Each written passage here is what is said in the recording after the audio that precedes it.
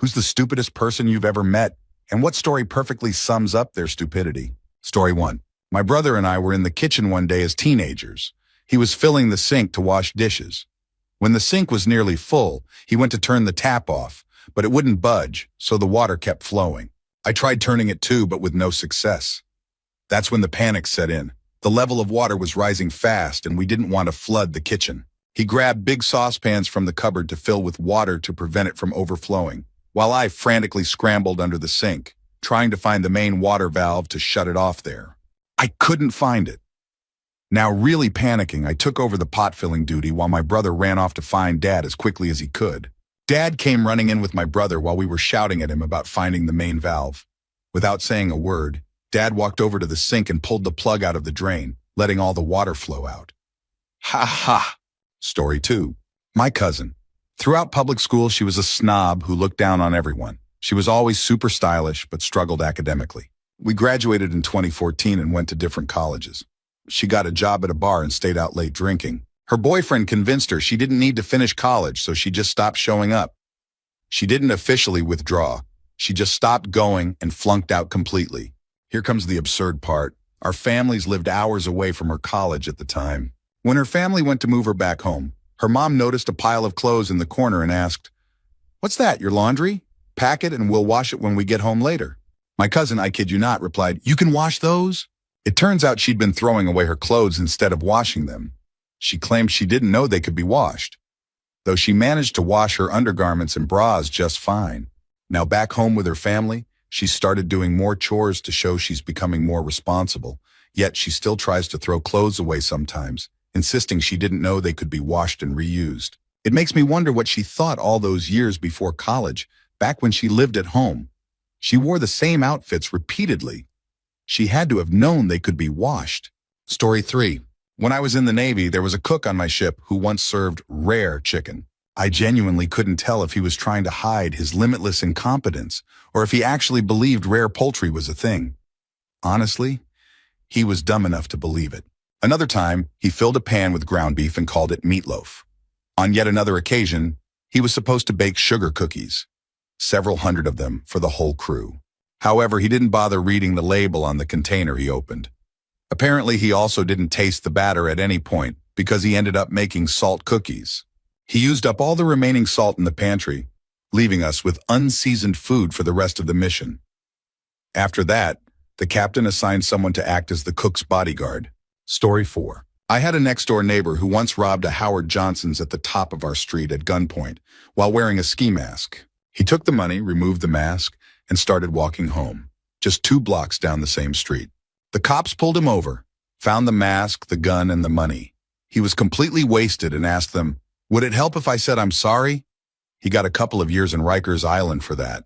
After getting out, he broke into a local apartment building, stole some money and jewelry, and then got stuck out on the fire escape when the ladder wouldn't go down and the window behind him was closed. That earned him a couple more years. That's 2 stories, I guess, but there's more. Still, you get the picture. Before he went away one time, he left me a box of cassettes, including the Allman Brothers live at the Fillmore. I became a lifelong fan, so thanks, unnamed next-door failed robber. He was actually a really nice guy, and he looked like a young Ray Liotta, just dumb as a brick. Story 5. A guy I worked with named Buddy bought a huge Snap-on roll-away toolbox for over $3,000 on credit. 2 days later, he sold it to a coworker for $1,500 because he had some overdue bills to pay. Needless to say, he never paid Snap-on for the toolbox. After he got fired for starting his 4th fistfight at work, he vanished. One of my other coworkers told the Snap-on salesman where Buddy's new job was, and last we heard, they were garnishing his wages. Buddy was a nutcase. He had very thin skin, and the smallest thing would set him off. When he did snap, he went absolutely ballistic. He once yelled at a security guard and threatened to have him fired just because he didn't like the guard's tone. He almost got fired 3 times for fighting, but managed to win over the department manager each time, until the 4th incident. Oh, and one time he was asked to put caution tape across a malfunctioning gate. His response? I don't know how. Story 6. I once called an Uber driver. When he arrived, he immediately asked me, "Are you going to X location?" I said no. He replied, "Great, because I'm not going to take you to X location." "Fine," I said. And we got underway. But my curiosity got the better of me, so I asked, "Hey, what would you have done if I had said that I wanted to go to X location?" He responded, "Look, man, I'm not going to take you to X location, okay? I told you already." I tried to clarify. No, I don't want to go there. You already know where I want to go. It's on your destination map. I'm just curious. What if I had wanted to go to X location? Would you have refused me the trip? Driven off? He said, "Look, man, I can't change the trip now. And anyway, I already told you I refused to go to X location. You got to understand I'm busy." We spent nearly 15 minutes in variations of this back and forth. He was a fluent English speaker, by the way. By the end of it, I was completely convinced he couldn't comprehend the syntax of a hypothetical. He literally couldn't process the question. If X situation, which is not the case, then what would you do? I wasn't even mad, just astonished. How had he navigated through life this far? What were his financial decisions like? I really wanted to follow him home and make a reality TV show about him. Story 7. I knew a guy in high school who thought his practical jokes were hilarious. His jokes were just designed to piss people off, and he thought their angry reactions were funny. You'd be right to think he was a jerk, but he was also incredibly stupid. Every time someone told him, "Dude, stop with the nonsense," he'd blow it off. One day, he knocked a kid's hat off his head. The kid picked it up and told him to knock it off. The guy smacked the hat off again. The kid warned him, "Do it a third time and I'll knock you out."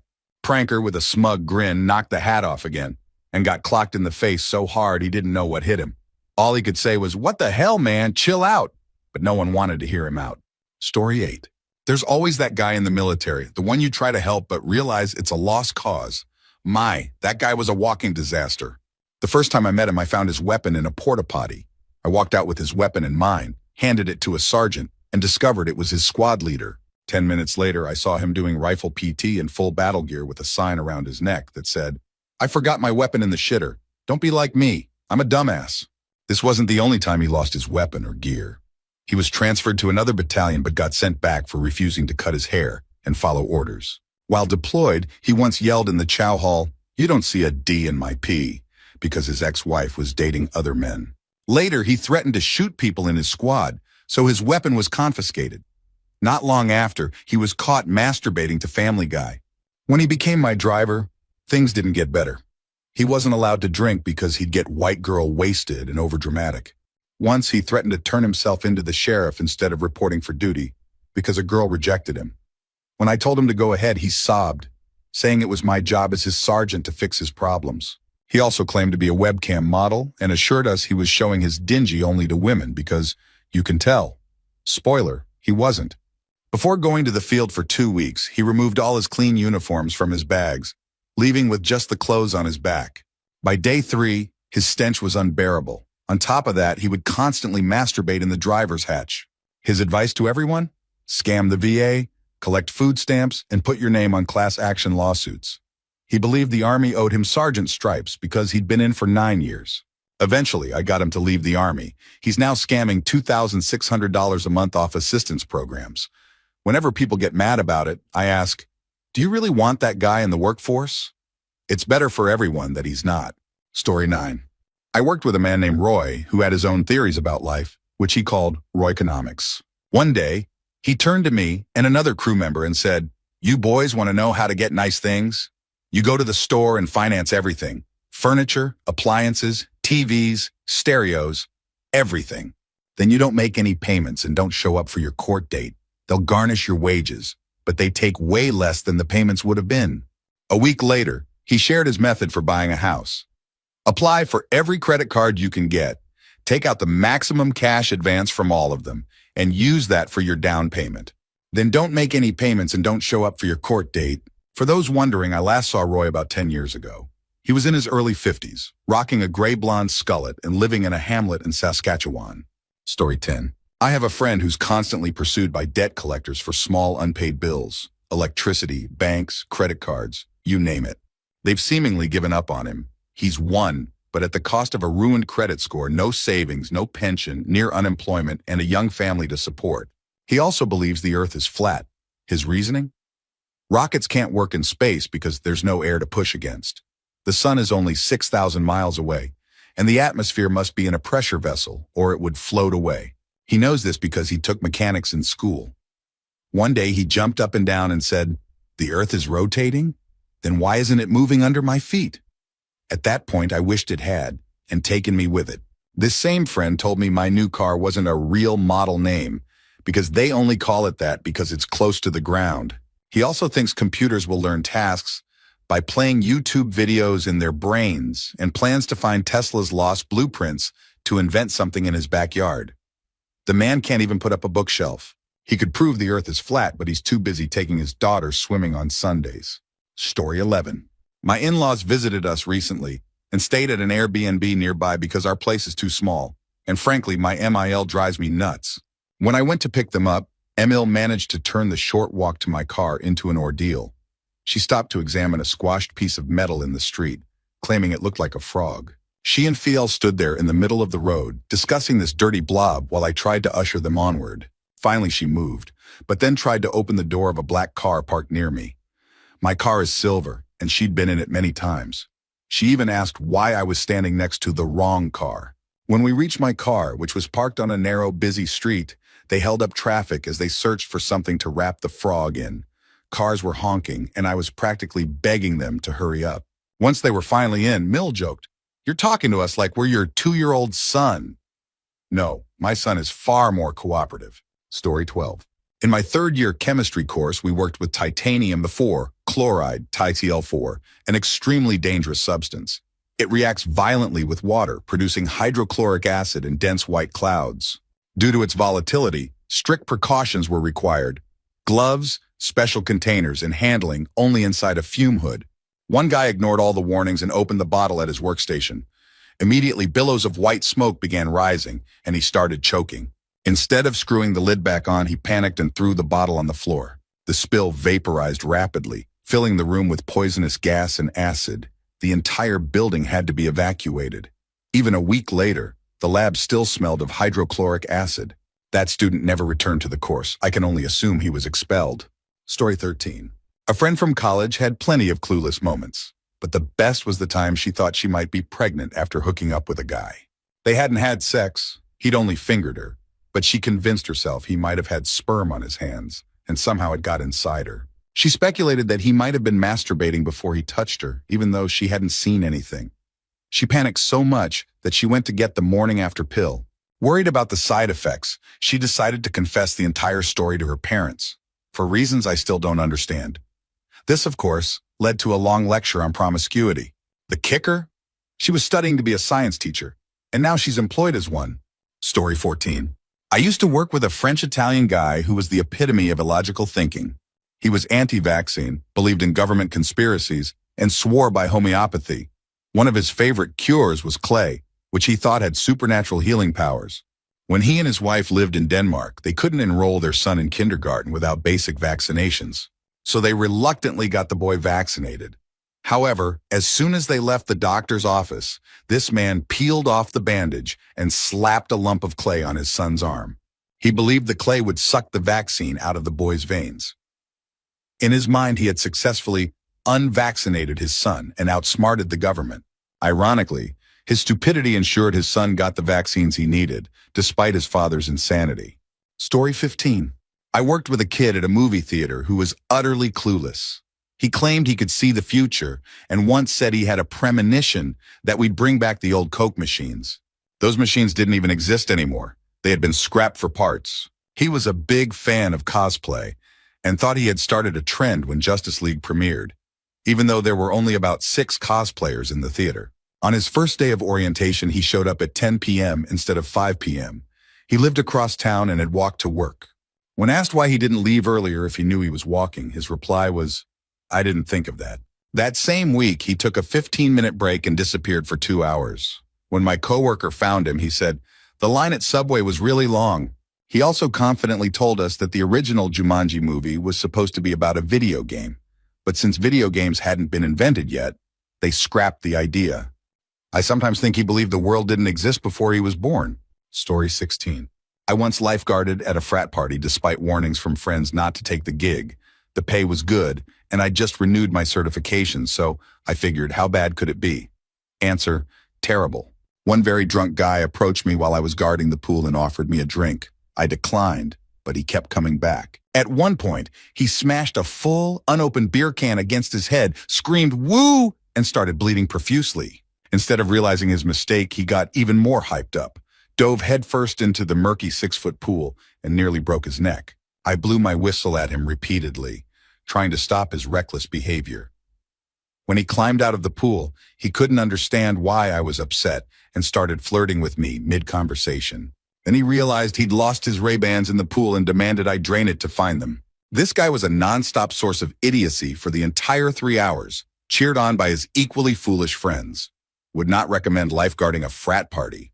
Story 17. I was leasing an apartment when my landlord called and told me I needed to move out immediately because his cousin was coming to town and needed the place.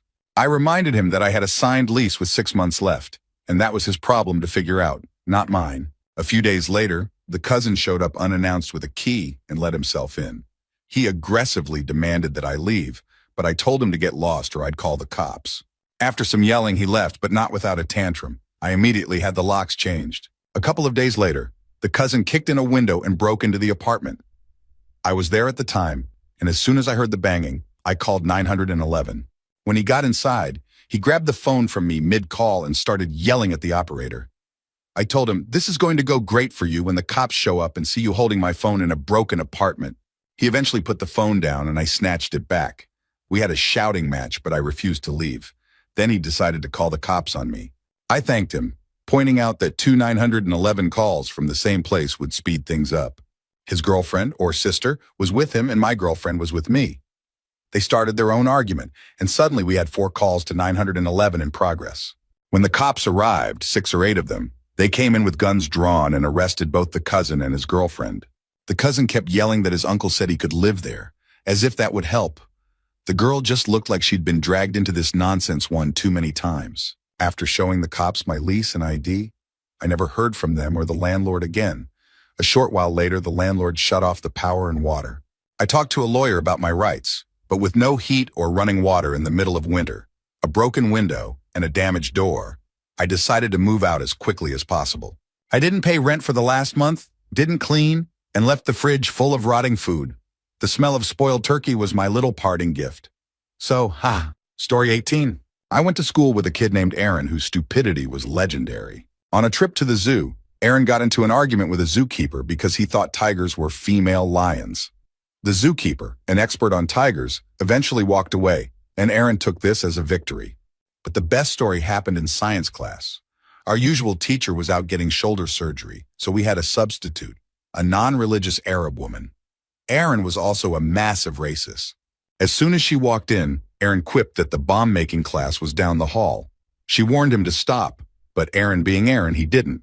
10 minutes into the lesson, while the substitute was pouring a dangerous chemical mixture, Aaron suddenly screamed, "Bomb!" Startling her, she spilled the chemicals. They started smoking, so she pulled the emergency lever and evacuated the class. Aaron was expelled shortly after, his 3rd expulsion in 3 years. It turned out the substitute teacher was married to the vice principal, which only sealed his fate. His parents tried every school in the area, but no one would take him. I sometimes wonder if he ever achieved his dream of becoming the world's best police officer. Something tells me probably not. Story 19. An ex-friend of mine was a rather unorthodox Bible-thumping Christian.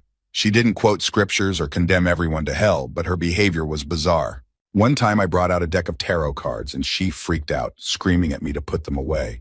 Another time I mentioned how I was once misdiagnosed with meningitis when I actually had migraines, and she went on a rant about how modern medicine is wrong, insisting that prayer and home remedies are the only true cures. Her family wasn't much better.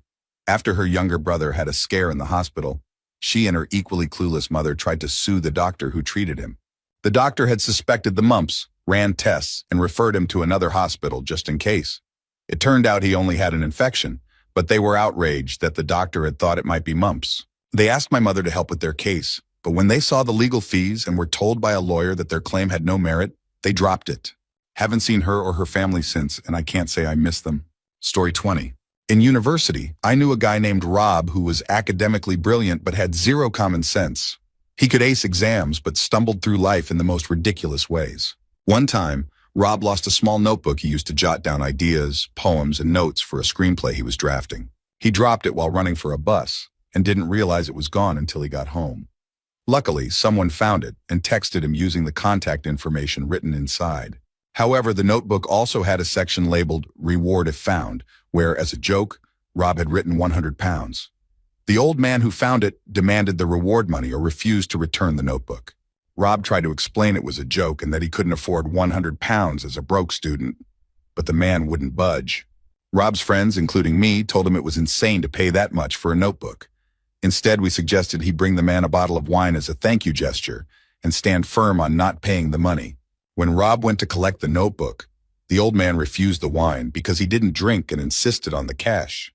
Rob, now trapped in this bizarre situation of his own making, ended up compromising and paid the guy 50 pounds just to escape.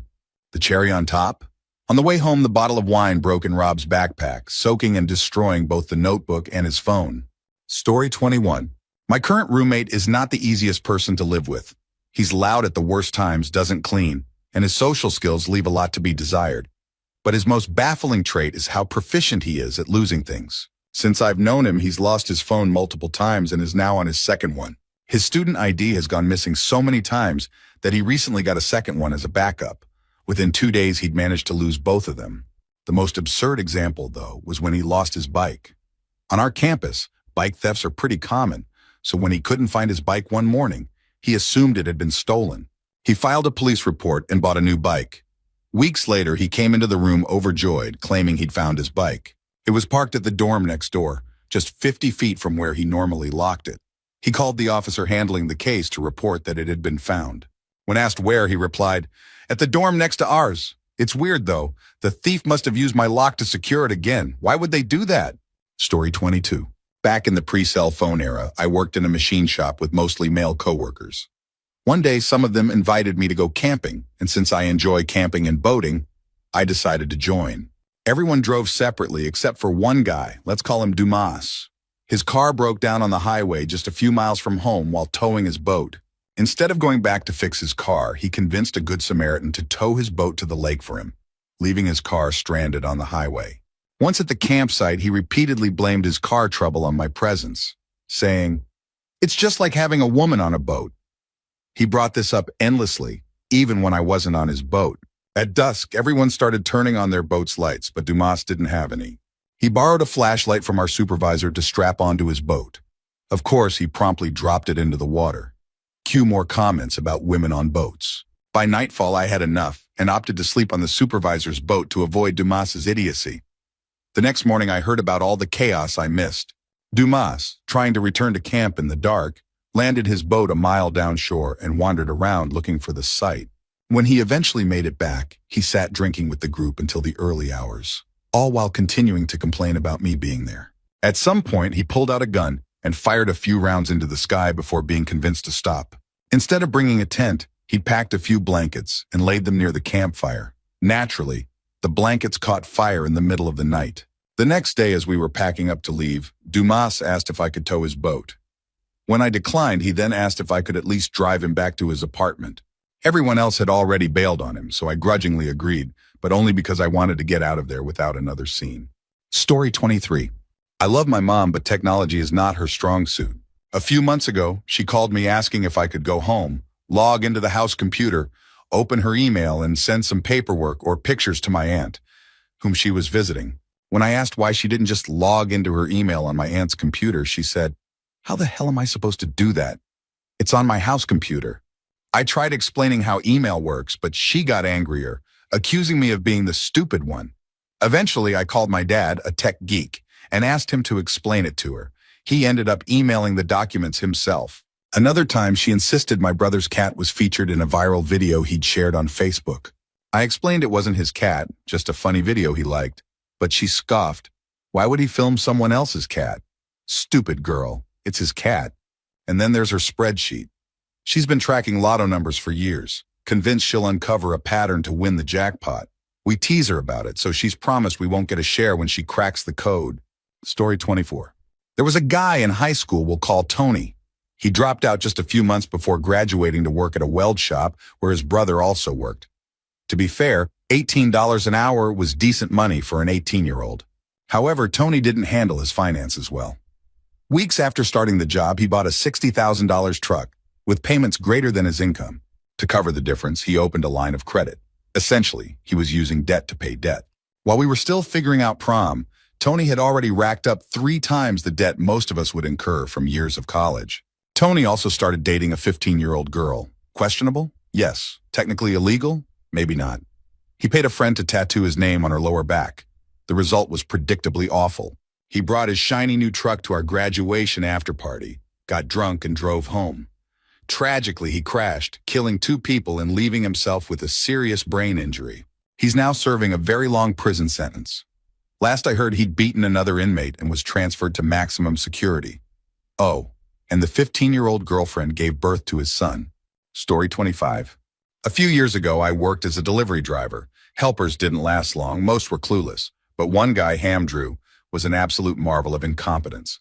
Hamdrew was 25, claimed to have graduated in broadcast journalism due to a clerical error, he said, and sounded like Enos from Futurama. He was pudgy, weak, and utterly unsuited for the physical demands of the job.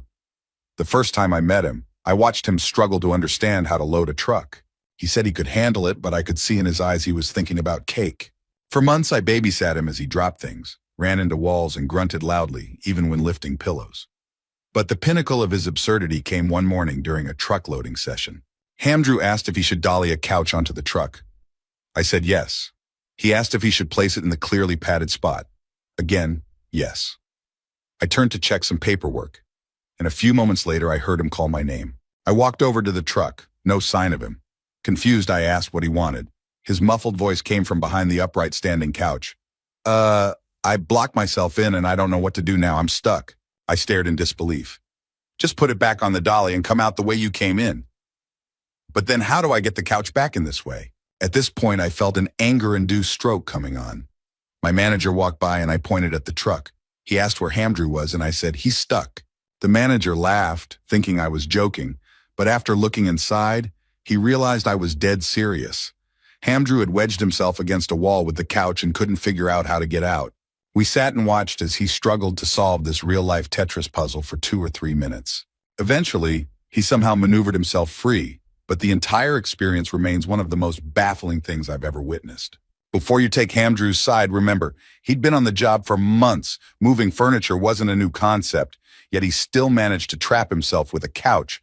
It was the most surreal display of incompetence I've ever seen. Story 26.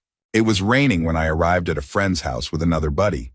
As we got there, people were leaving and piling into a vehicle, prompting us to tag along.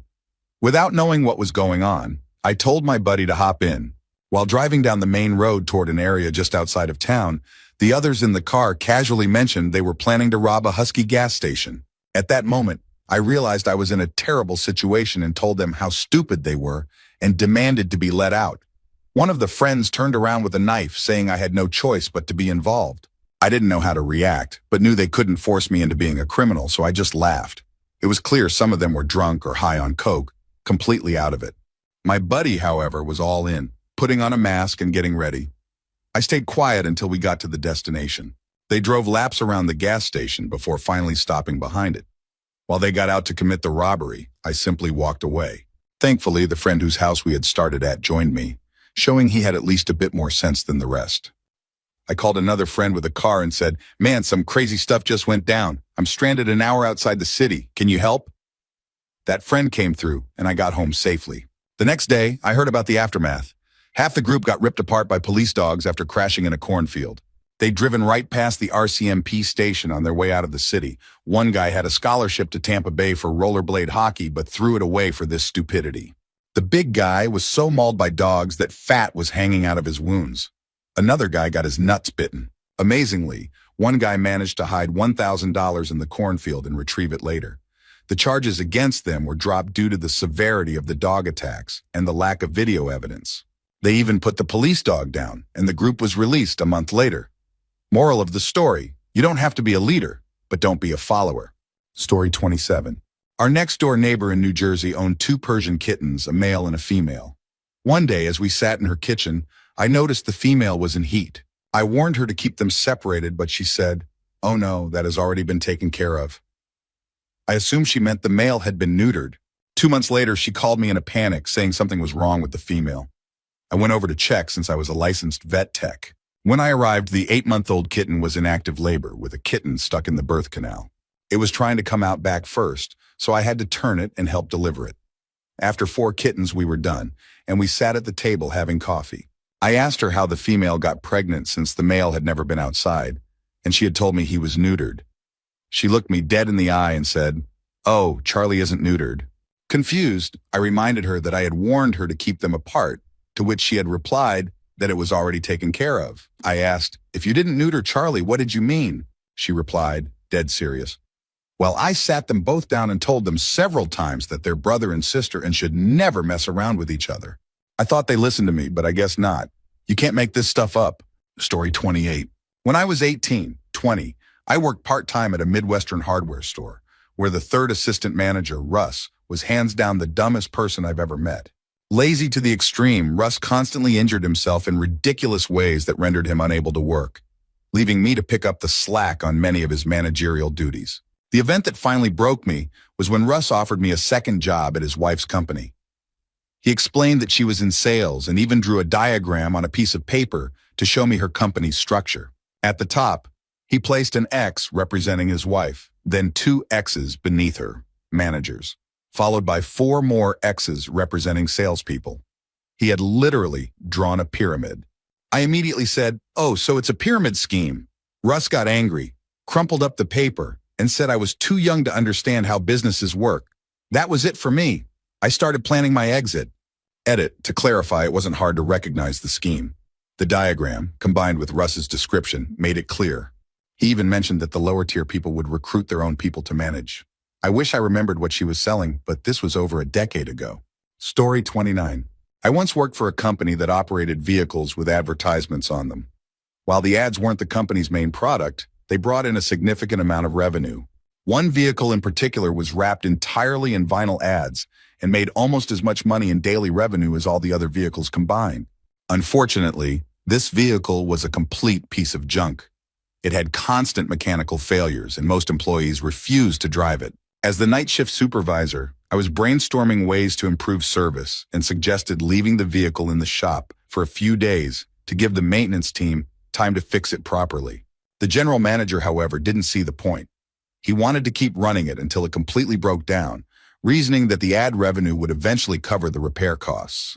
I tried explaining that this approach would take months, and when the vehicle inevitably failed in the Texas heat, it would disrupt the rest of the fleet and drive passengers away. He still didn't listen. Sure enough, one hot August evening, I was driving the vehicle when the onboard computer started overheating. I had to alternate between driving a block and waiting 5-10 minutes for it to cool down. After an hour, I'd barely made it halfway back to the garage. Then it happened. I heard the loudest bang of my life. The computer exploded. I couldn't help but laugh. It was so absurd. We couldn't even tow the vehicle back with another car. I had to fetch the company tow truck, go through the slow process of getting it ready, and then tow the vehicle back to the garage, a process that took over an hour. After everything was done, I sent a status report to the GM. This vehicle's brain exploded at intersection at XX tonight. It absolutely will not be moving on its own anytime soon. Operators stayed late to help move it to the back of the shop so it won't block working vehicles. I hope that check from the ad company covers this. The GM was furious, but by that point I didn't care. The vehicle didn't get proper repairs until after he was fired. Now it's functional, but the memory of that disaster still makes me laugh. The joys of working in public transit are truly endless. Story 30. My first job out of college was as a junior developer under a guy who thought he was a tech genius. He believed modern tools like PHP, Ruby, Net, and Java were for idiots. Instead, he wrote our company's e-store backend entirely in C, and this was in the late 2000s. His genius didn't stop there. He created his own version control system. Forget Git or SVN. Those were for losers. His system? Every time he made changes, he'd save a new copy of the file, appending a number to the file name, for example, *6. By the time I left, the live version was a store C6. Not because it was the 6th iteration, but because after store C.10, he'd looped back to a store C1. His advice when I complained: just check the timestamps, dummy. The front end was a masterpiece of its own. He didn't like HTML, so the entire site was run through a monolithic JavaScript file, index.js, which loaded a series of other static JS files. It took 30 seconds to load the homepage, but it's super fast after that. But the piece de resistance was how he stored data. Mr. Genius didn't like databases, so everything was stored in JavaScript files. Inventory, that was in inventory.js user accounts, stored in passwords.js. If a user wanted an account, they had to email support. He'd reply with a password and then upload an updated passwords.js file. When I raised concerns about this approach, pointing out that a hacker could simply navigate to /passwords.js and download every user's information, his response floored me. Databases are a juicy target for hackers. Running one is like getting blood in the water. The sharks will come from miles away. But what kind of hacker has the time to scroll down to line 897 of index.js to see that passwords.js is included? I left shortly after. Story 31. I worked on new home construction sites where we often crossed paths with the same crew of guys at different stages of the build. One guy stood out, a tall, tattooed dude with a beard who acted tough and told wild stories about his time in the military. For 5 years, he regaled us with tales of running a .50 cal machine gun on Humvees, shooting enemies, and having to run over children to avoid IEDs. He claimed to live in town, was married with 3 kids, worked in real estate, owned part of a bar, and his dad was a broker at a big real estate firm. We believed him for 5 years. There was no reason to doubt him. That is, until a new guy joined the team who had actually served in the military. One day, this new guy called him out on a story that didn't make sense. Turns out everything was a lie. He had faked his military service to get the job. He wasn't married, didn't have kids, wasn't in real estate, didn't own a bar, and his dad wasn't a broker. He lived with his mom in a dingy apartment on the edge of town. He was fired immediately. A year later, I saw him outside a bar smoking cigarettes with some guys. As I walked by, I heard him telling them the same fake military stories. Some things never change. Story 32. My best friend from childhood is a great guy, but he's unbelievably dumb. Over the years, I've built an arsenal of his ridiculous antics to roast him with, including the Pokemon Roof Saga. He skipped middle school classes repeatedly to climb on top of his garage, eat stolen candy, and play Pokemon. His mom came home early from work multiple times to find him sitting on the roof. Despite this, he never thought, maybe I should pick a less obvious spot. Pyromaniac tendencies. He poured gasoline on dirt in his backyard and lit massive fires every day, creating flames 15, 20 feet high. He did this at friends' houses too, often without their permission, getting other kids in trouble while somehow always avoiding consequences himself. Kleptomania without subtlety. He'd steal hundreds of dollars worth of iPods, accessories, and chargers from Best Buy in a single trip, stuffing them into his pants and coat. Then in a genius move, he'd try to return the stolen goods for cash. Somehow he never got caught. Vehicle addiction. He's owned an absurd number of vehicles, cars, motorcycles, trucks, trading them in the moment he got bored, never fully paying them off. I'm terrified to ask how much he owes on things he doesn't even own anymore. I have more stories, but I'll stop here. It's honestly a miracle he's made it to 25. Story 33. I'm not the dumbest person I've met, but I once did something incredibly stupid. At 21, after a house party, a friend and I decided to blow our paychecks in Reno. After one beer, we left the party, walked to a car, and my friend gestured to the driver's seat, saying, "Okay, you drive." I hopped in, took the keys he handed me, and off we went. We made it to Reno by midnight, had a wild night in a seedy motel, and blew about $500 each at the casinos. By Sunday morning, we were heading back home, broke but needing to get ready for work on Monday.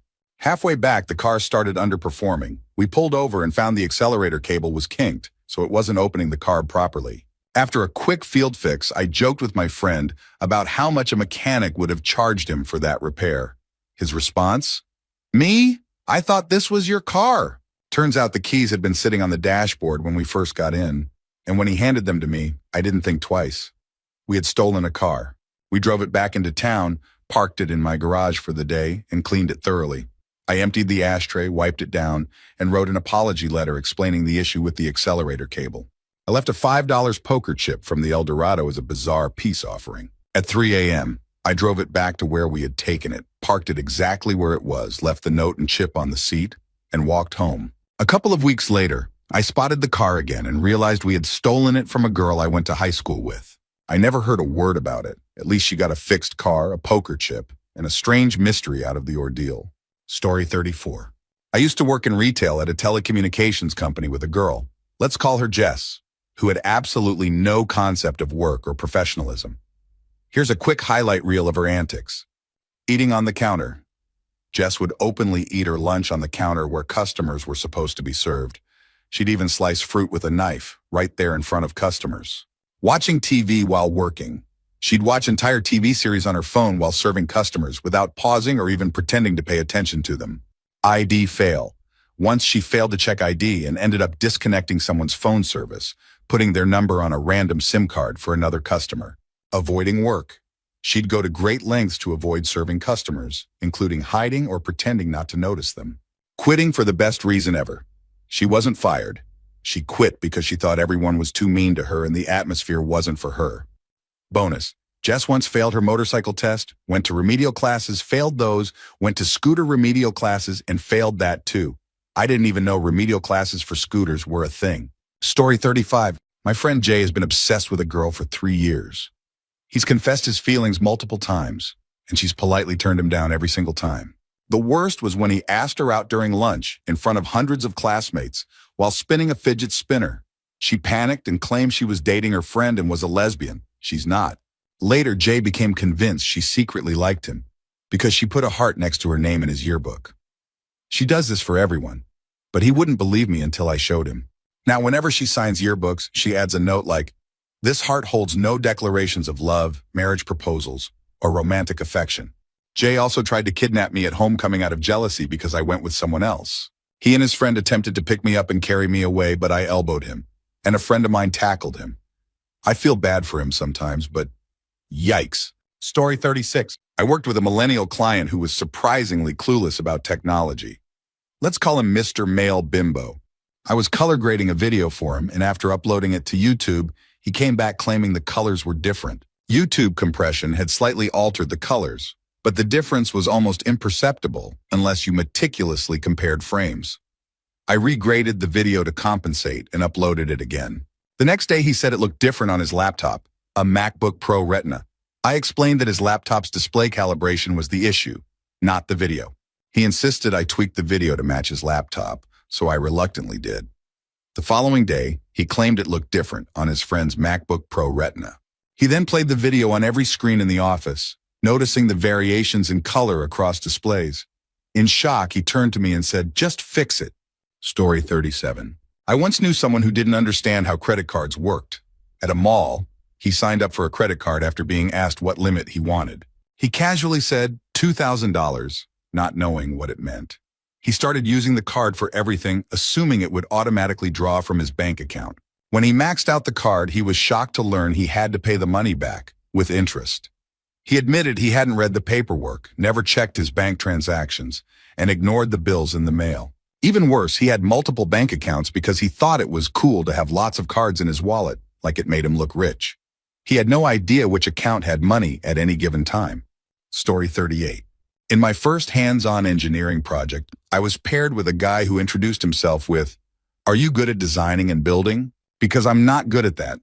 Also, are you good at writing reports? Because I'm also pretty terrible at that." Off to a great start. My other partner and I ended up designing and building the entire machine ourselves. All we asked this guy to do was decorate it since extra credit was given for style. Simple task, right? Wrong. We came back the next day to find that he had drawn a giant red Wisconsin W on the machine, in red pen, on the week Duke was playing Wisconsin in the NCAA National Championship. And to top it off, the W wasn't even colored in. My other partner and I, who hadn't slept in over 30 hours, spray painted the entire machine over with primer to hide the atrocity. Exhausted, we asked our partner to at least start the written report, hyping him up with phrases like, "You're a really eloquent writer, don't doubt yourself." He seemed motivated, walked into the back room with his laptop and shut the door. Thinking he was hard at work, we went to nap in our dorms. When we came back, his backpack was still in the shop, so we were proud of him. We even bought him chips from the vending machine. Then we opened the door. He was passed out on the floor. His laptop was open, credit for that, but it was turned off. When we woke him up, he explained that he had typed the heading, misspelled my name, and then his computer got a virus and shut down. He then promptly left, saying he was tired, leaving us with a 12-page report due the next day. Fueled by record-breaking amounts of coffee, my other partner and I finished the report ourselves, earning a B on the project and an unshakable bond of mutual respect. Story 39. A guy I work with, let's call him Brian, is easily the most clueless person I've ever met. Here are a few gems. Misusing words. Brian constantly misuses words. For example, he says things like, "Wow, you're getting offensive for no reason," when he actually means defensive. Misunderstanding space. Brian thinks a galaxy and a solar system are the same thing. No explanation seems to stick. Viking ancestry meltdown. We were talking about ancestry one day, and I mentioned my DNA test showed that most of my ancestors were from countries bordering the North Sea. I joked that my ancestors were either Vikings or stolen by them. Before I could finish, Brian interrupted, yelling, "You can't be descended from Vikings. You don't have ancestors from Denmark." When I tried to explain that Vikings came from more than just Denmark and that Scandinavia includes multiple countries, he refused to listen and shouted me down. That was the moment I decided to avoid unnecessary conversations with him. Brian is a treasure trove of confusion, but honestly, he's also a good reason to keep meetings short. Story 40. This is a love story so ridiculous it could only happen to two barely adult boys. I work at a truck stop in rural Texas, and one of my coworkers, Jim, fell in love with a guy named Chad, a total user who hadn't held a job since high school and lived off friends. Chad used Jim for a place to sleep and free stuff. In return, Jim got some booty. But Jim wanted a relationship, which Chad didn't, because he was already juggling 3 side flings with women from nearby towns. When Jim found out, he kicked Chad out. Chad came crawling back, claiming he'd realized Jim was the one and asked him to move to another state with him. Jim was almost convinced until he found out Chad was arrested for attempting to assault a 13-year-old girl. Chad's bail was set at $25,000, requiring $2,500 to post. Jim, who already had $500 car payments and no savings, took on 50-hour work weeks to save up. Meanwhile, Chad wrote love letters to one of his side girls, who eventually ghosted him after realizing he was a predator. Jim, despite all this, stayed loyal and visited Chad weekly in jail. When Chad sensed Jim's resolve weakening, he proposed to him and promised they'd leave town together when he was released. Jim believed him. Tax season rolled around, and Jim used his refund as a down payment on a payday loan to pay Chad's bail. His parents, horrified by the situation, kicked him out because they didn't want a sex offender near their home.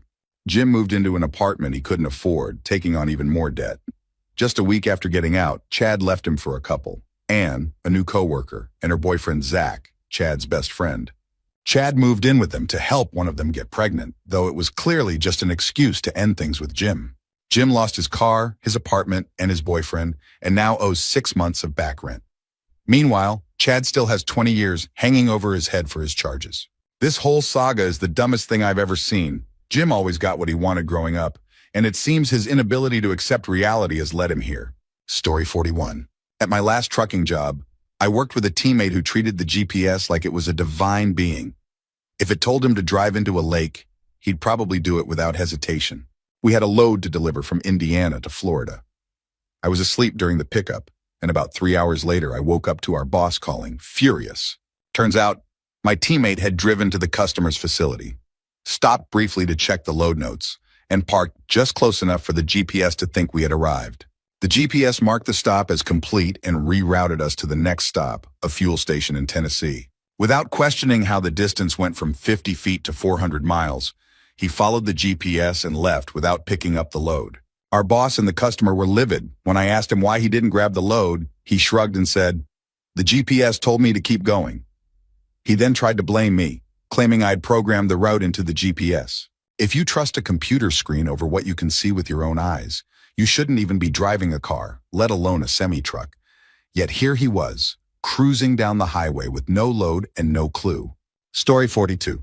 At university, I met a girl who initially seemed eccentric, but I eventually realized she just wasn't very bright. She was known for always wearing bright lipstick, which she applied well above her upper lip line, creating a clownish look. Combine that with her antics, and she became one of the most memorable and clueless people I've ever encountered. Here are a few highlights. First day of school. During orientation, we had to fill out personal information forms. She sat next to me with her mom, who was dictating her name and birth year letter by letter. At one point, she made a mistake and yelled at her mom for getting it wrong. It was surreal watching someone need assistance spelling their own name and then blame their mom for the error.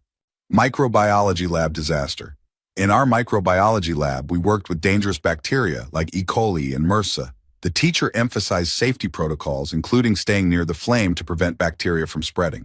But this girl ignored every rule. She opened a bacterial strain, Klebsiella, couldn't identify it despite the label, and walked across the room to shove it in the teacher's face, asking what it was. The teacher was furious. Later, we were supposed to transfer bacteria from a liquid medium to agar using a micropipette. Instead, she poured the agar medium into the bacterial tube, ruining it. Then she accidentally dropped and broke the tube, spilling bacteria everywhere. The teacher finally kicked her out, and she left claiming the teacher was crazy and a bad person. The presentation fiasco. During a PowerPoint presentation, her slide text was too small for the teacher, sitting at the back of the room to read. When the teacher pointed this out, she snapped back, "It's because you're sitting back there. I'm up here, and I can see it just fine." There are more stories, but these are the ones I'll never forget. Story 43. During university, I met a girl who initially seemed eccentric, but I quickly realized she was just not the brightest. Her signature look was bright lipstick, always applied way above the contour of her upper lip. Combine that with her antics, and she became one of the most unforgettable and clueless people I've ever met. First day of school. After the opening ceremony, we had to fill out forms with our personal information. She sat next to me, with her mom present. Her mom dictated her name and birth year letter by letter while she filled out the form. At one point, she made a mistake writing her own name and started yelling at her mom for it. It was such a bizarre first impression. Microbiology lab disaster. During a microbiology class, we worked with dangerous bacteria like E. coli and MRSA. The teacher emphasized strict safety protocols, like staying near the flame to prevent airborne contamination.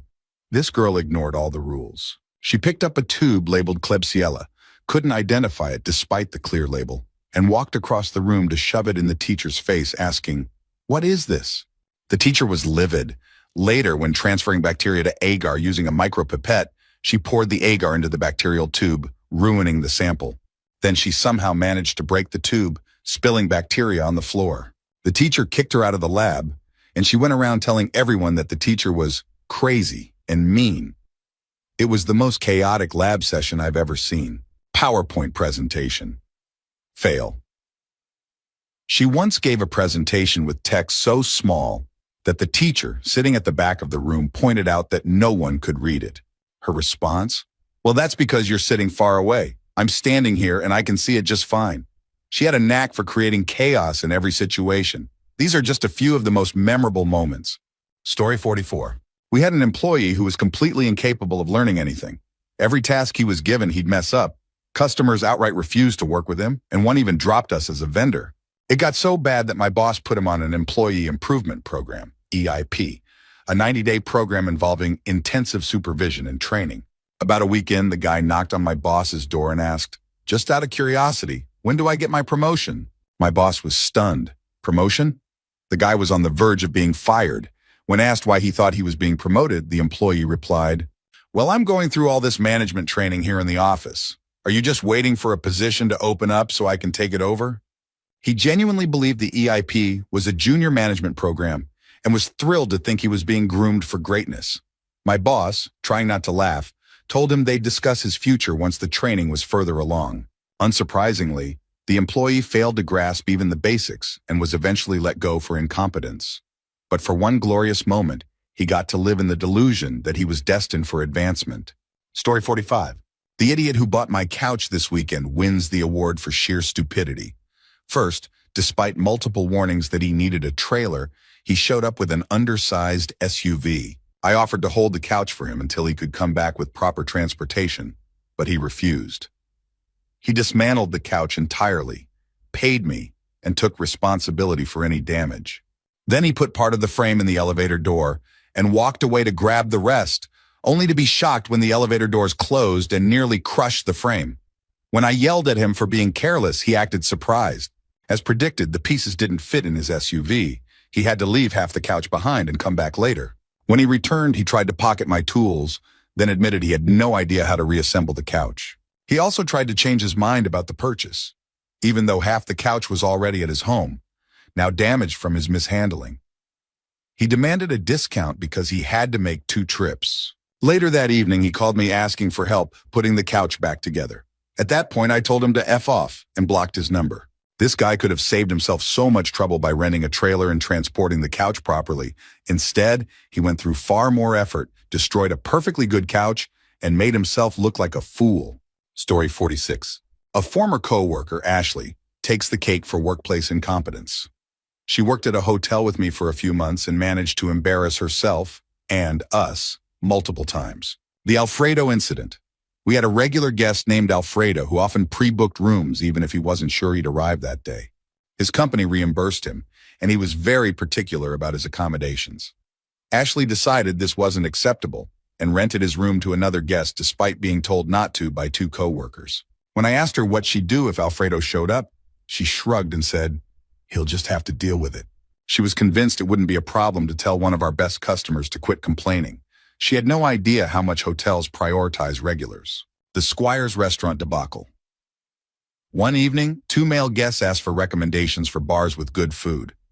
My coworker Jessica advised against going to a place called Squire's. They ignored her and went anyway.